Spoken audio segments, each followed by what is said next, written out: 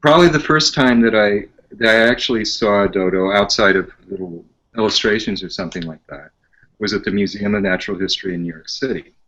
And that was probably in 1976. And they had a display there. They had a stuffed dodo, a taxidermic dodo, feathers and all that. And then they also had a small skeleton.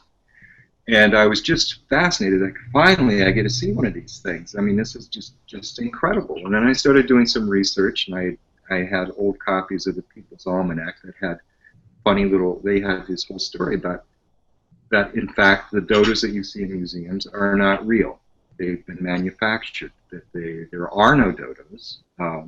Calls into question, were there ever any dodos? But in fact, there were.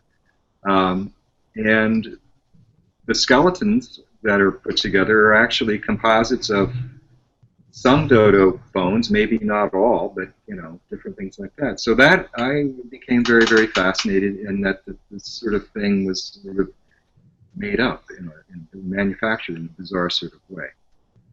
Then I started doing research on where the dodo came from and how it came to be extinct and stuff like that, because it is known as like the poster child of extinction.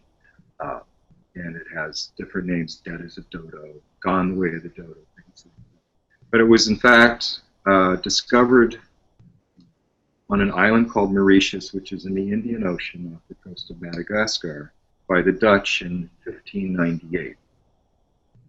Supposedly that the Portuguese had found it several decades before that, and maybe Arab explorers or traders had found it even hundreds of years before that. But the Dutch were the first people to actually write about it, and then they colonized the island. It was completely uninhabited except for giant tortoises, dodos, different parrots. There's a whole group of animals. In fact, so that's where the first pictures of it came from. The sailors doing drawings and things like that, and they're very different than what we see now in different places. But there was an artist named Roland Savory who did a lot of paintings, and he was doing these things probably in 1620, something like that.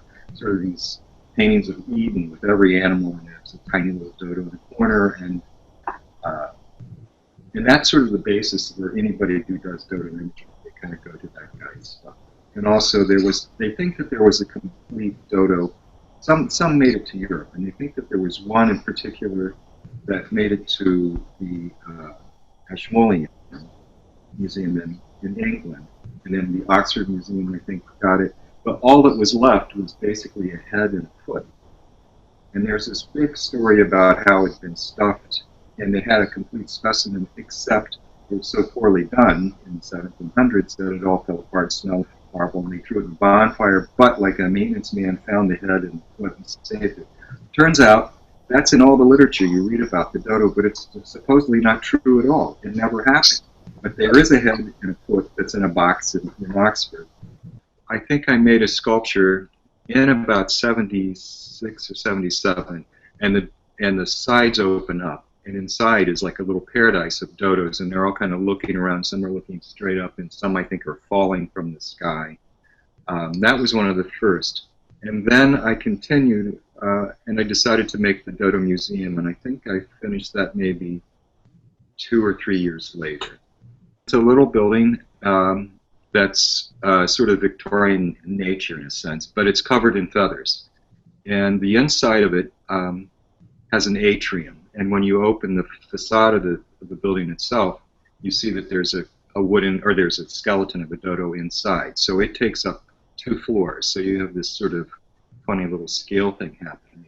And then on the walls of the little museum inside are paintings that are taken from the unicorn tapestries, which they have with the cloisters. And I replaced the unicorn with the dodo, and I told the story of the dodo being discovered by Europeans and then sort of being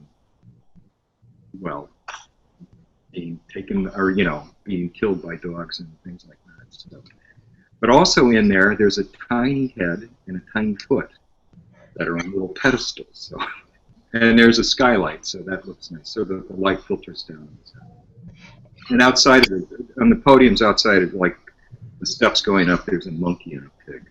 So there's sort of ominous. And there's on the sides at the top, on the very top, there's a gold dodo that's on top of the dome. And then there's a dodo on the side, on like the third floor. And then on the other side is his bottom. So it's kind of, it goes all the way through. And there's school skulls, too, come to think of it. There's a window in the back. And they look like little tiny skulls. But in fact, they're seed pods from snapdragons. But they look exactly like tiny little bird skulls. It has a very dark kind of look to it in a funny sort of way. I mean, dodos have this sort of humor to them, but there's a little bit of an edge to it, too, because they are, you know, and there's all those sayings about dodos. Dead as a dodo, gone the way of the dodo, and then there's the dumb as a dodo, things like that.